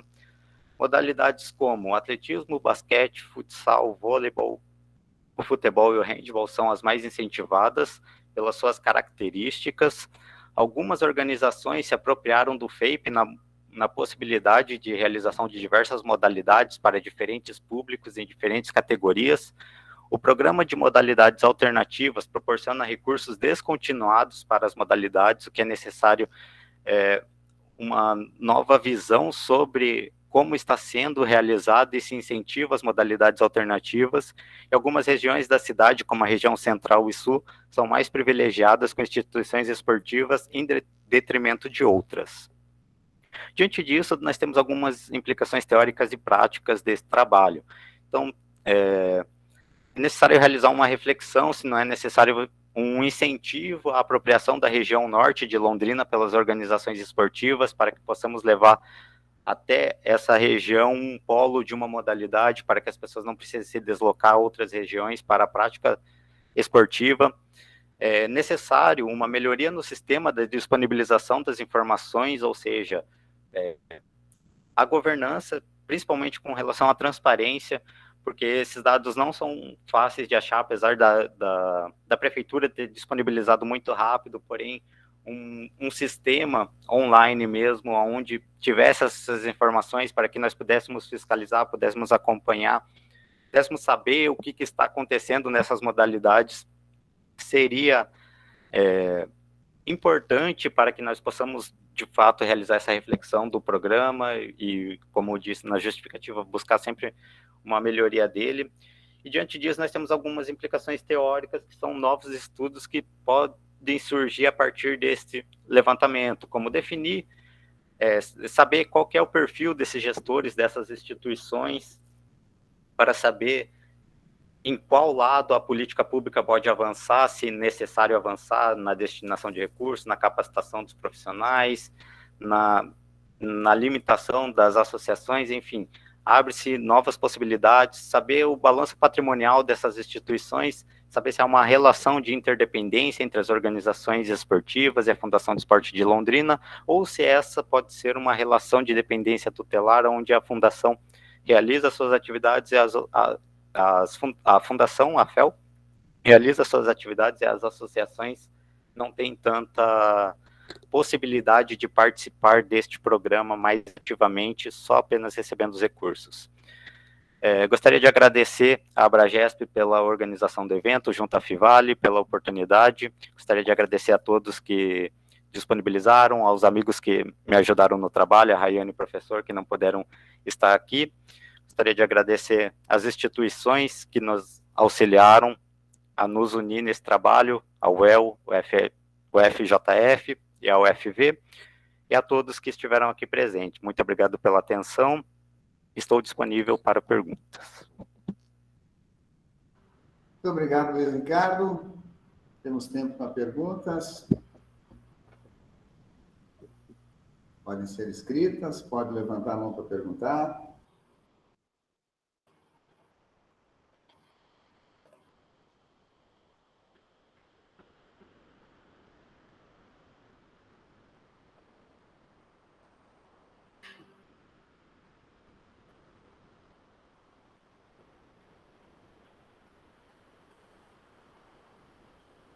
Por enquanto não temos nenhuma pergunta.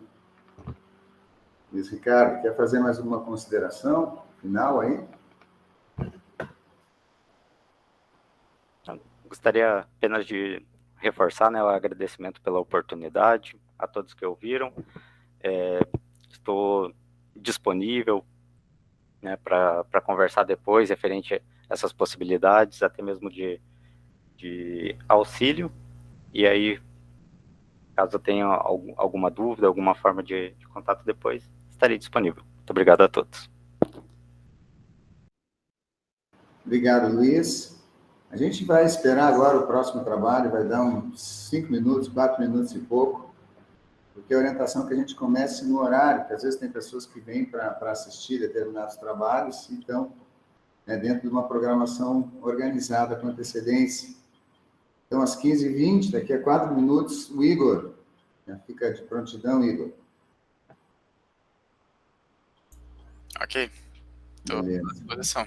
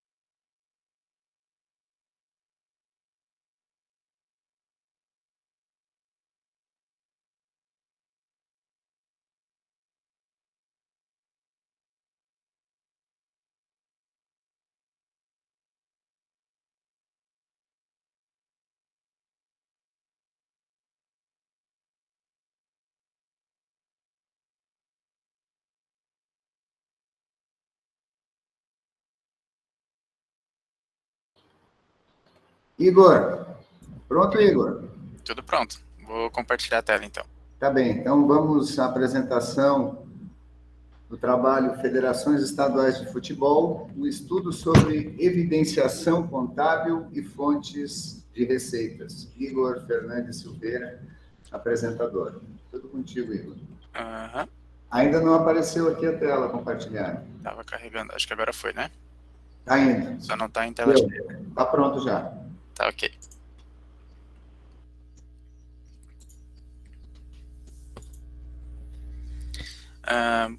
Boa tarde, cumprimento a todos que estão assistindo. Eu me chamo Igor, e vou apresentar o trabalho intitulado de Federações Estaduais de Futebol, um estudo sobre evidenciação contábil e fontes de receitas. O presente estudo tem como autores Igor Fernandes Silva, graduado, Fábio Minato, doutorando, e José Alonso Borba, professor, todos com vínculo institucional com o curso de Ciências Contábeis da Universidade Federal de Santa Catarina, a UFSC. O Brasil é conhecido como o país do futebol, sendo esse seu esporte mais popular, com fortes raízes culturais, movimentando milhares de pessoas, sendo um meio de lazer, consumo e entretenimento para a população, além de movimentar expressivos valores monetários e, consequentemente, a economia brasileira. Com isso, pode-se considerar que esse esporte impacta setores de vestuários, artigos e equipamentos, eventos e comunicação, transporte, hotelaria, entre outros. Por meio de seu estatuto, a CBF estabelece que ela é a única entidade autorizada a dirigir e a controlar o futebol no território brasileiro.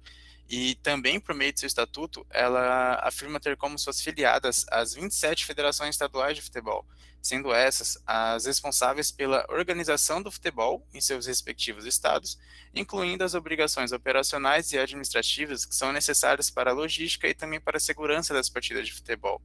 Ou seja, as federações têm fundamental importância na realização e no desenvolvimento do futebol brasileiro.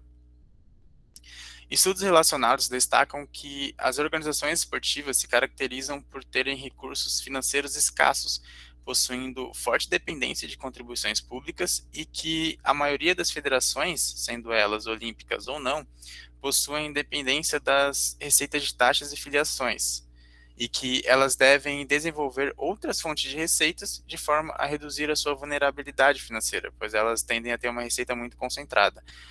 Destaca-se que tais estudos são baseados em federações do exterior, porque no cenário em âmbito nacional essa discussão é bastante incipiente.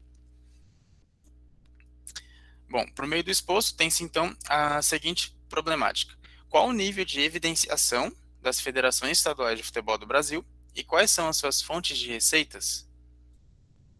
Para responder ao problema de pesquisa, traçou-se como objetivo geral examinar a evidenciação e as fontes de receitas em federações estaduais de futebol no período entre 2013 e 2020, e como objetivos específicos, identificar o nível de evidenciação das federações estaduais de futebol, as fontes de receitas dessas federações e também elaborar classificações padrões para as receitas dessas federações. Para alcançar os objetivos, foi realizada uma análise documental por meio de relatórios divulgados no website da CBF, durante o período de 2013 a 2020, sendo esse o único período com relatórios disponíveis. Não haviam relatórios nem antes nem após essa data. Como população, tem-se as 27 federações estaduais de futebol e como amostra aquelas que fizeram as divulgações dos relatórios em cada ano. As categorias padrões de receitas que foram definidas e utilizadas no estudo foram as de jogos e arbitragem, taxas, multas e filiações, comercial e direito de transmissão, repasses, subvenções e doações, receitas financeiras e as demais receitas. Os resultados obtidos referem-se à evidenciação contábil, à auditoria e às fontes de receitas. Na evidenciação, tem-se que apenas 5 federações divulgaram o balanço patrimonial, a demonstração do resultado do exercício, a demonstração do fluxo de caixa e as notas explicativas nos 8 anos estudados, e que as demonstrações com mais divulgações são a do balanço patrimonial e a do resultado do exercício, enquanto as menos divulgadas são a do fluxo de caixa e as notas explicativas. Nota-se também que não há um número padrão de páginas que o relatório precisa ter para que todas as demonstrações sejam divulgadas, já que as federações de Minas Gerais e de São Paulo divulgam relatórios com 1 página em média, sendo essas em formato de jornal. Enquanto a Federação de Rondônia tem 19 páginas em média, a do Rio 21 e a de Paraná 26 páginas, sendo essas as que publicaram relatórios em todos os anos, né? Analisando os totais de divulgações por ano, tem-se que apenas em 2018 todas as federações publicaram relatório, e que em nenhum ano a demonstração foi divulgada por todas as federações, tendo como máximo os anos de 2018 e 2020, chegando a 25 publicações do balanço patrimonial. contudo, nota-se uma evolução no período, já que em 2013 houve 20 publicações do balanço e em 2020, 25 publicações. Quanto à DRE, em 2013 tiveram 21 publicações e em 2020, 24.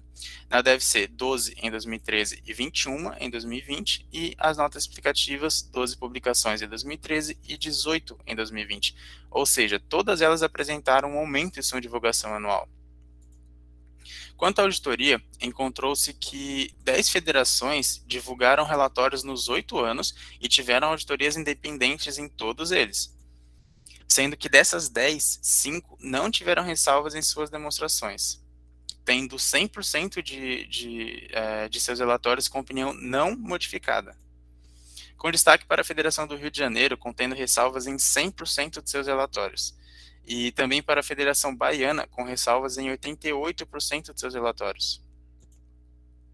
Analisando o total por ano, tem-se que, em 2013, 16 das 27 federações tiveram seus relatórios auditados, e em 2020, as divulgações auditadas totalizaram 21, mostrando uma evolução também.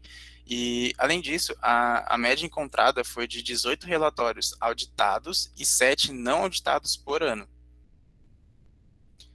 No que trata-se das fontes de receitas, tem-se que todas as federações tiveram mais de 1 milhão na média da receita total, mas que 13 das federações tiveram os repasses, subvenções e doações como a única fonte de receita com mais de 1 milhão em média, com destaque para a Federação Paulista, sendo essa a que possui maior receita total, em valores médios, durante os 8 anos, maior valores na categoria de jogos e arbitragem, na de taxas, multas e filiações, na de comercial e direito de transmissão, e também nas receitas financeiras, sendo a única federação com mais de 1 milhão de receita financeira. Essa tabela evidencia os valores mínimos, médios e máximos em cada ano e para cada categoria, em que a letra A refere-se à categoria de jogos e arbitragens, a B a de taxas, multas e filiações, a C a de comercial e direito de transmissão, a D a de repasse, subvenções e doações, a E a receitas financeiras, a letra F refere-se às demais receitas e, por fim, a G a receita total, enquanto os numerais 1 refere-se aos valores mínimos, a 2 aos valores médios e 3 aos valores máximos. Por meio dessa análise, encontrou-se que há uma disparidade entre as arrecadações das federações, de modo que a menor variação encontrada foi em 2013, chegando ao valor de 28,3 milhões, e a maior diferença entre a arrecadação média e a máxima foi encontrada em 2018, com o valor de 59,7 milhões.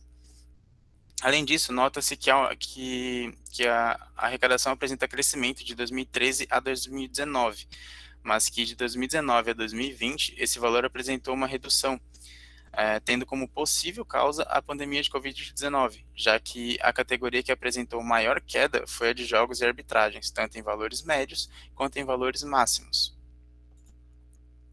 Se tratando das principais fontes de receita das federações, tem-se que 16 possuem a categoria de repasses, subvenções e doações como a sua principal fonte de receita, a sua receita mais representativa. 4 delas têm a categoria de comercial e direito de transmissão. Outras 4 têm as receitas na categoria de demais receitas. 3 delas a de jogos e arbitragem. E, por fim, uma delas com a taxas, multas e filiações.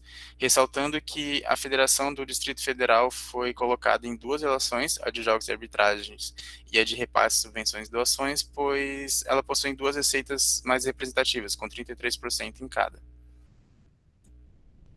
Ao analisar as fontes de receitas por federações de uma mesma região, encontrou-se que 3 regiões possuem os repasses, subvenções e doações como a sua principal fonte de receitas, sendo elas a região Norte, Nordeste e Centro-Oeste, em que, tendo 64% de representatividade nas federações da região Norte, 50% na Nordeste e 36% na Centro-Oeste. A região Sudeste tem a categoria comercial e direito de transmissão como a sua mais representativa, chegando a 40%, enquanto a região Sul tem a categoria de jogos e arbitragens, com 31%. Conclui-se, então, que das 27 federações, apenas 5 apresentaram o balanço patrimonial, a DRE, a DFC e as notas explicativas nos 8 anos analisados, e que 10 federações publicaram relatórios auditados no website da CBF em todos os anos do estudo. Então, vimos que as federações aumentaram a sua evidenciação no período, já que todas elas aumentaram a sua quantidade de divulgação anual. Só que o fato das notas explicativas serem as menos divulgadas é uma limitação, já que elas contêm informações que são complementares às que são apresentadas nas demonstrações, trazendo descrições mais detalhadas e, dessa forma, sendo de fundamental importância no entendimento das demonstrações e, por consequência, no entendimento do patrimônio das federações.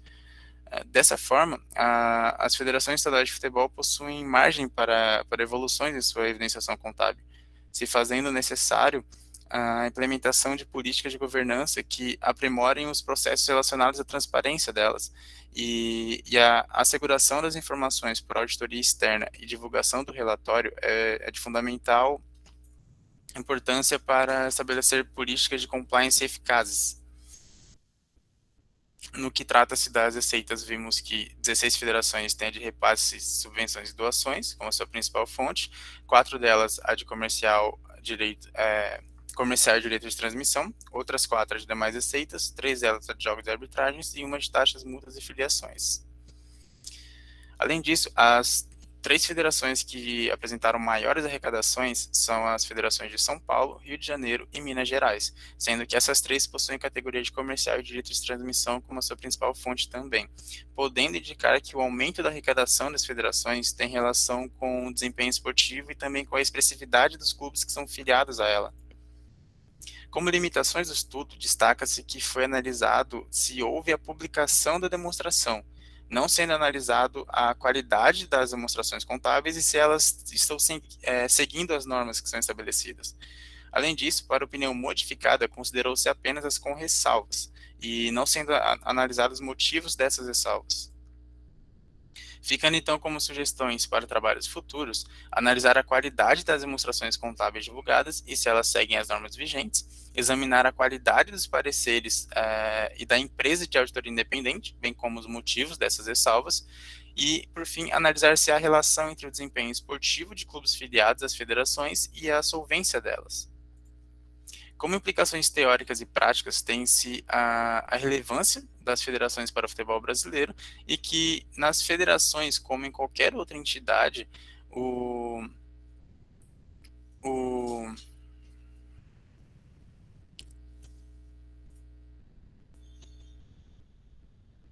a saúde financeira afeta o desempenho operacional dela, né? E a exemplo disso tem-se o não pagamento da premiação do Campeonato Carioca de 2021 da Federação Estadual do Rio de Janeiro aos clubes cariocas, conforme noticiado pela TNT Sports em maio de 2021. E para que os usuários possam fazer a avaliação da situação econômica e financeira da federação, é necessário que haja evidenciação contábil, em que, segundo o Marion, evidenciação contábil diz respeito às informações que a entidade torna disponível por meio das demonstrações e relatórios contábeis. Além disso, as receitas também influenciam na saúde financeira da entidade, já que elas caracterizam a entrada de recursos, daí podendo ser presente ou futura. Então, o estudo visa contribuir com a incipiente discussão quanto à evidenciação contábil em federações de futebol estaduais, corroborando com a literatura das áreas de contabilidade e finanças que estuda a gestão em entidades esportivas. Com isso, encerro a minha apresentação, agradeço a atenção de todos e fico à disposição. Muito bem, Igor. Muito obrigado. Fechou o tempo. Eu acho que eu esqueci de avisar até que faltavam 5 minutos. Foi 14 e alguns segundos. Estou concluindo dentro do tempo, bem tranquilo. Pessoal, alguma pergunta para o Igor?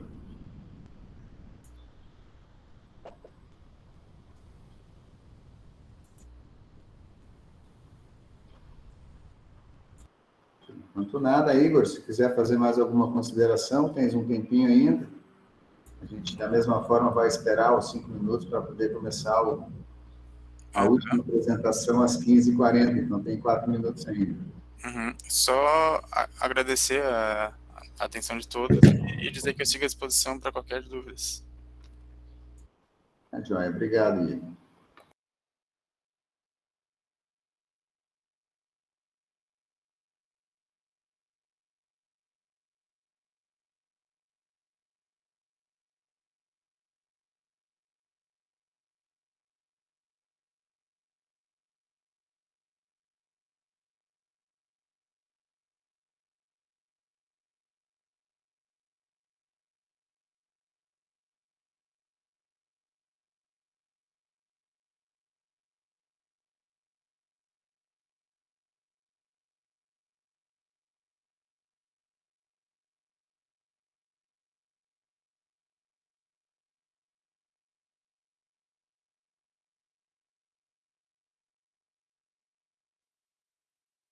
Professor Merino, o próximo autor, o professor Rômulo, ele está tentando entrar na sala, tá bom?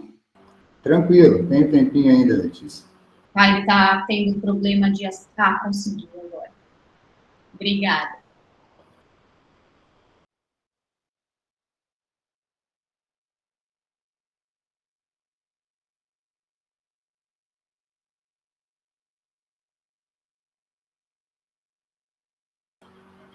Tarde, Rômulo, tá ouvindo?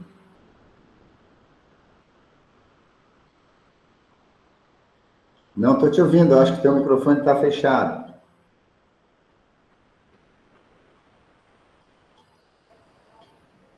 Tudo bom, Eduardo? Como é que vai? Tudo bom? Agora sim. A gente vai iniciar às 15h40, então tem uns minutinhos agora funcionou? Ainda. Melhorou, tem te ouvido bem.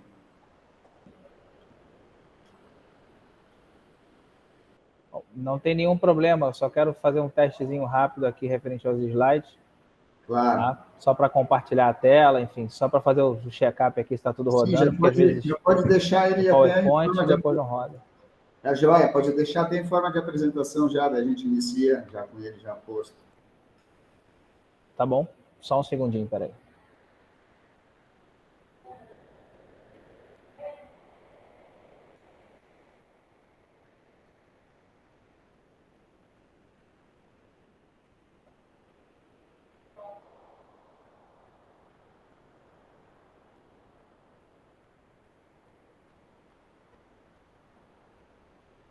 O D.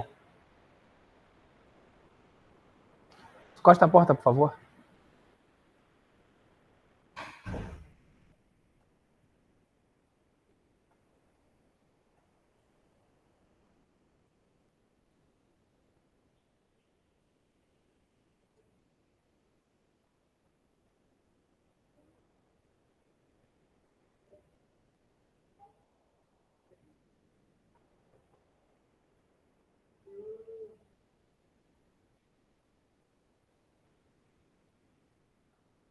Todos têm áudio e vídeo?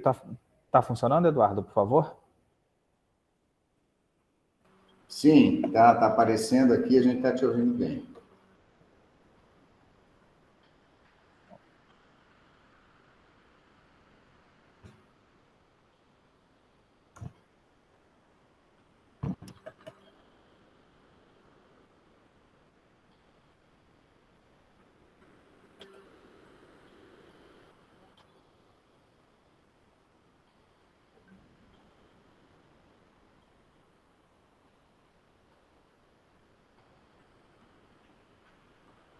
Bem, vamos então à apresentação do último trabalho da tarde de hoje.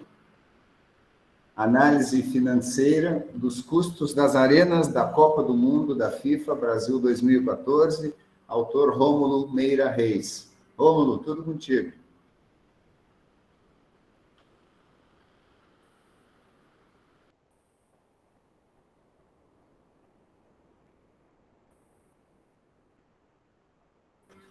Rômulo, está ouvindo? Pode iniciar. Bom, obrigado. Sim, é que eu estou com um certo delay aqui, eu vou iniciar agora. Bem, muito boa tarde a todos. Eu me chamo Rômulo Reis, eu sou docente nas Faculdades Integradas Hélio Alonso, aqui, na verdade, no Rio de Janeiro. Eu falo nesse momento agora de Manaus, né? A faculdade tem um curso de gestão desportiva e do lazer. Tá?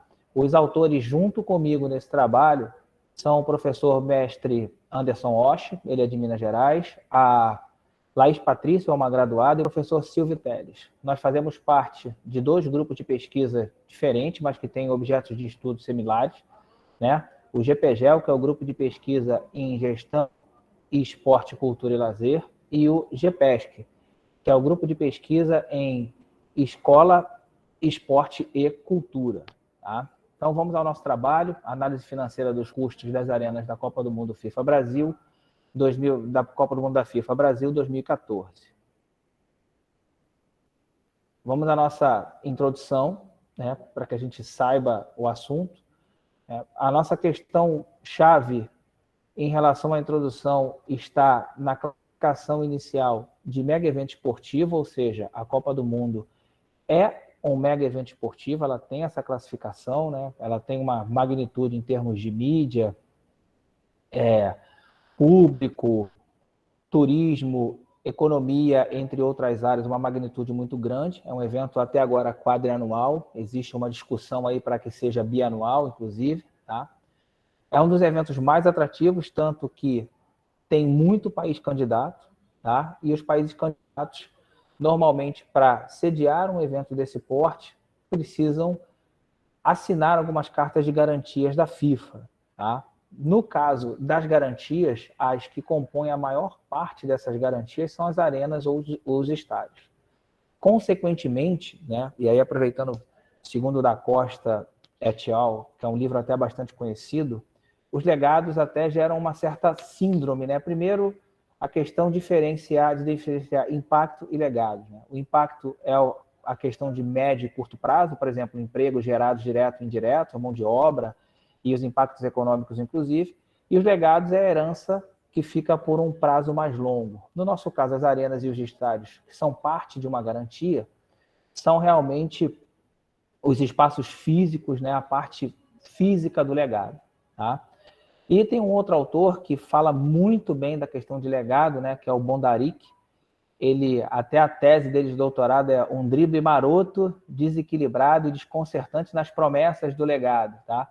Então, a justificativa para que a gente analise a arena, que é um legado tangível, as arenas, que são legados tangíveis e integres, né? E por trás disso tem uma certa discussão muito grande aí em questão de positivo ou negativo. Tá? Ainda na introdução, para que a gente tenha uma noção sobre as arenas, a Copa do Mundo da França, por exemplo, as arenas da Copa do Mundo da França custaram 700 milhões de dólares. E aí nós vamos para o caso mais recente aí, para o Japão e Coreia, custaram 6 bilhões de dólares. Tá? Na Copa da Alemanha, esse valor já decai bastante, né? 2,2 bilhões.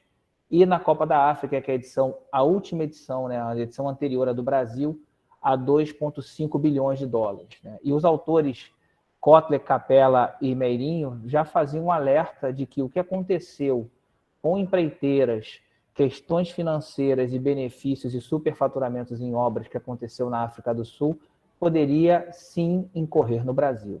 Tá?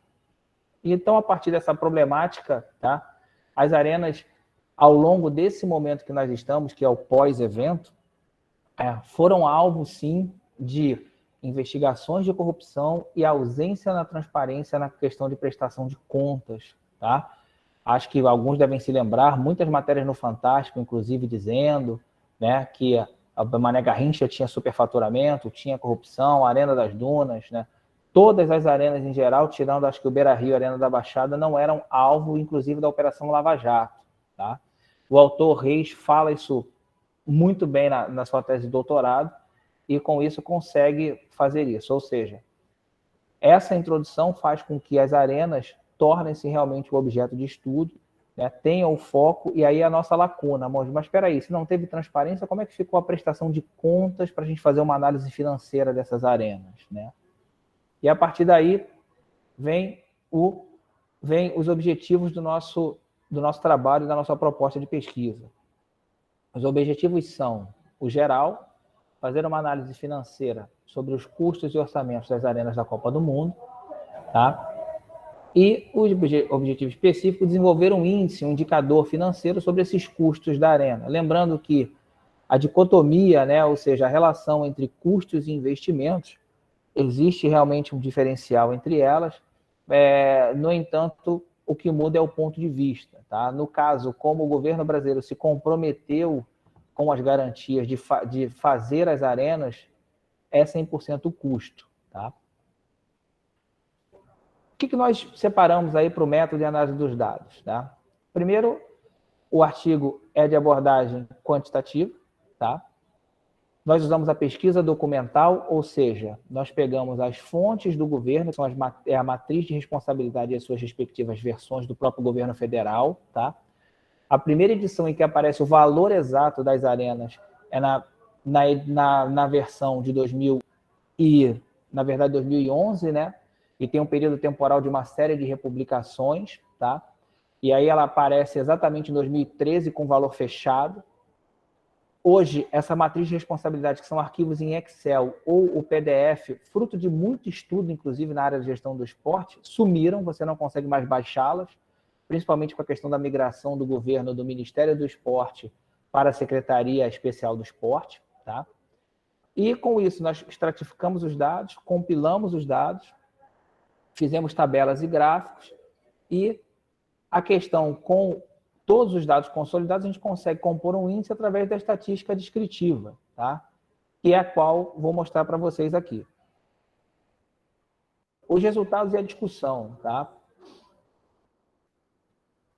A primeira tabela nossa é para que a gente veja as fontes de receita, né? Então, a gente tem 3 fontes de receita, seguindo as respectivas colunas na parte central aqui dos slides, ou seja, o governo federal, o governo local e a iniciativa privada. Essa coluna, o valor está em milhões, tá?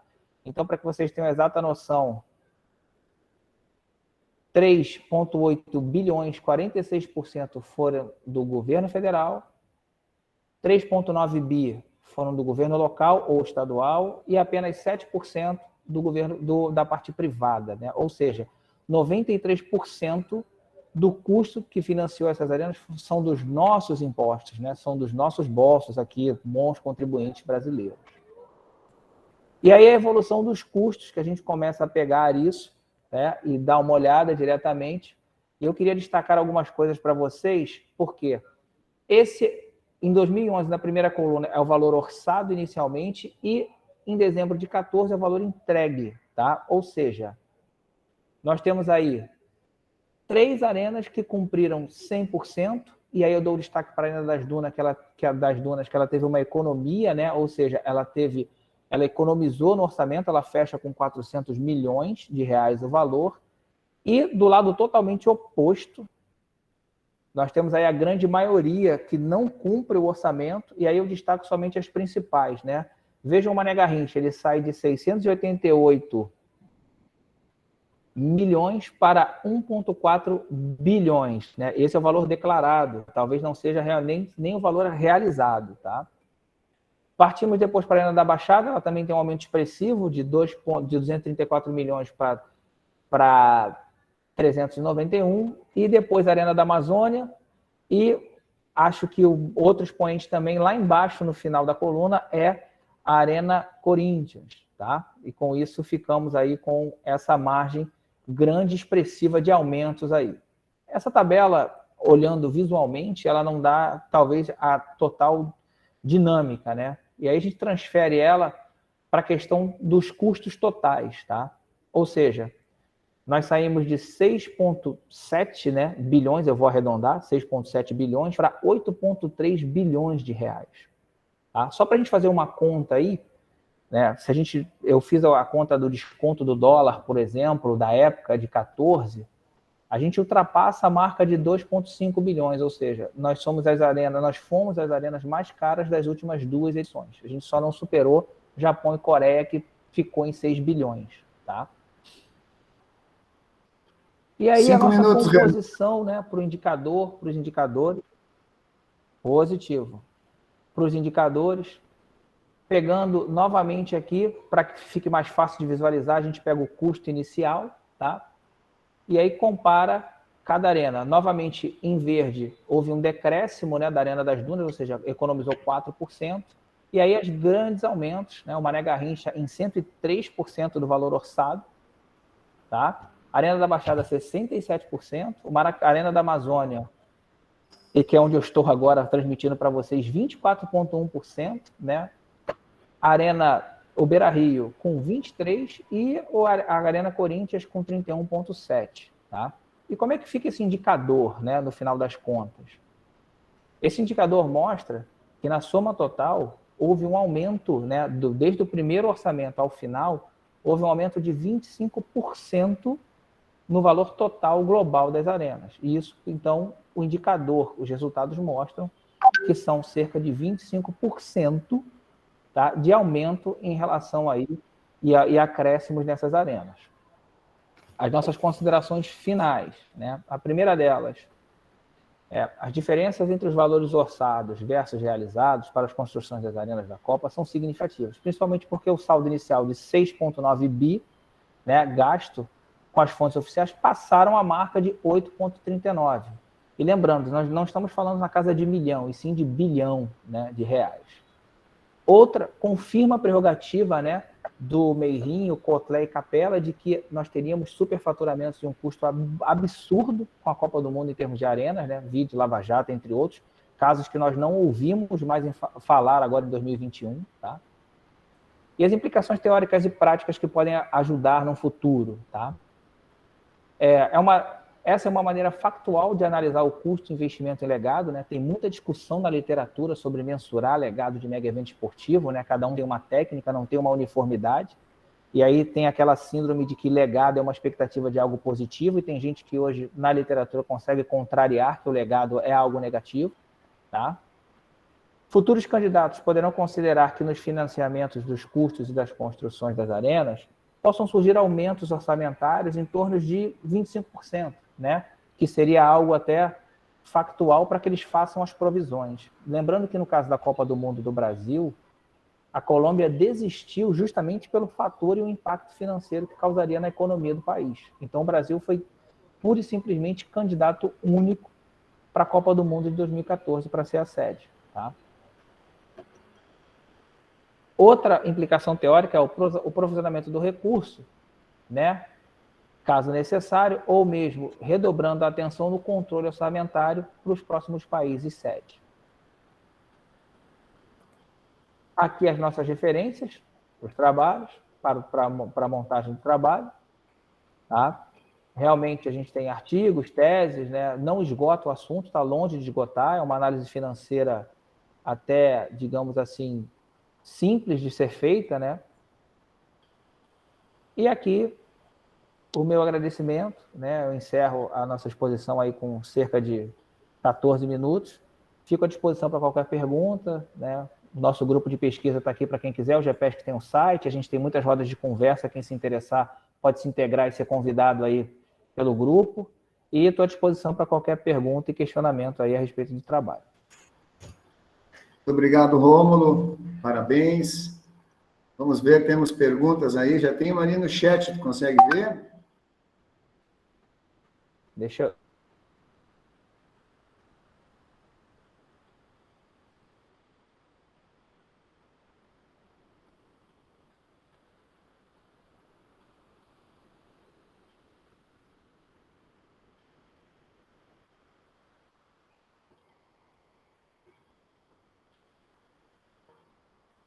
Rômulo, está nos ouvindo?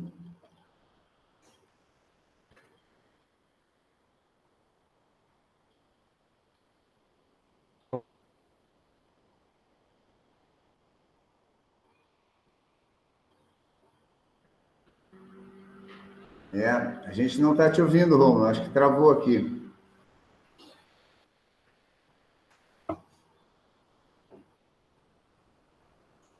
Esperar um pouquinho, o Suelen saiu, esperar um pouquinho, ver se ele consegue se conectar de novo.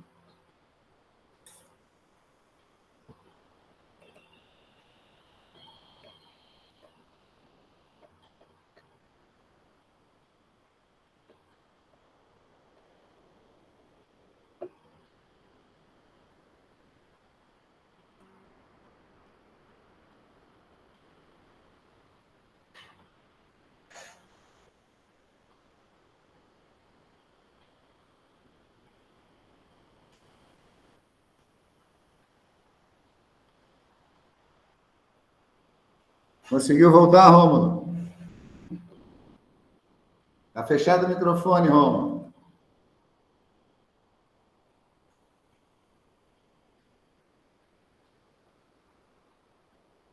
Consegui sim. Deixa eu só abrir o chat aqui. A internet deu uma oscilada. Eu acabei perdendo a mensagem do chat, né? Com essa instabilidade aqui. Eu posso ler. Pode postar novamente? Espera aí.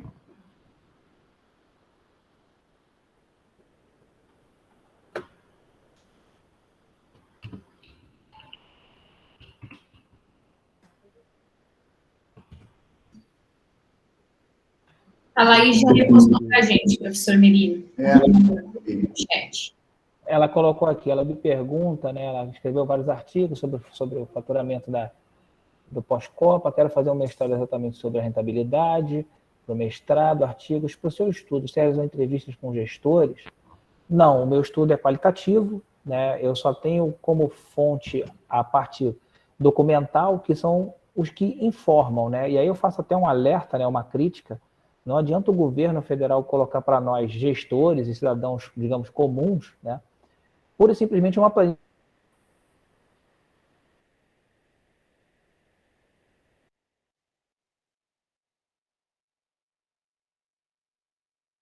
E ele não abre aquilo, né? Essa é a grande dificuldade que nós temos, tá? O Hotmail, porque às vezes o da faixa bloqueia um servidor ou outro, tá?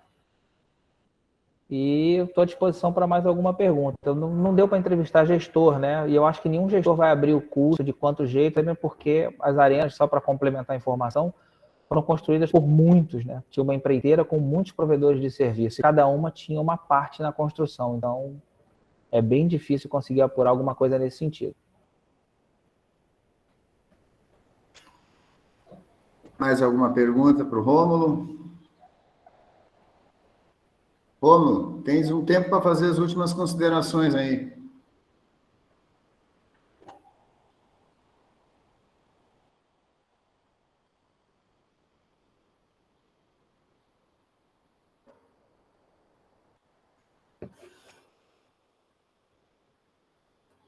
Travou.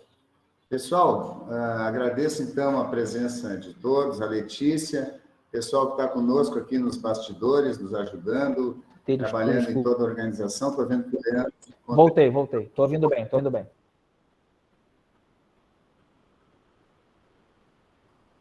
Vamos. Consegue me ouvir, Eduardo? Sim. Eu só coloquei para que tu tiveres as últimas considerações para fazer, para a gente encerrar. Obrigado. Eu tenho de uma maneira rápida, né? O estudo financeiro é um pedaço, né, referente a custos, é um pedaço para você analisar o legado tangível. Tem outras partes, por exemplo, como ele foi aproveitado, qual é o desempenho esportivo dele anual, talvez, né? Qual é a capacidade ou a carga de uso, eu digo, de torcedores, o que isso gera de emprego direto ou indireto, o que o clube tem lucrado hoje como fonte de receita ou até mesmo de prejuízo, né? Porque nem sempre a arena dá lucro na bilheteria. São esses fatores aí que podem servir para estudos futuros aí referente aos legados nossos da Copa do Mundo.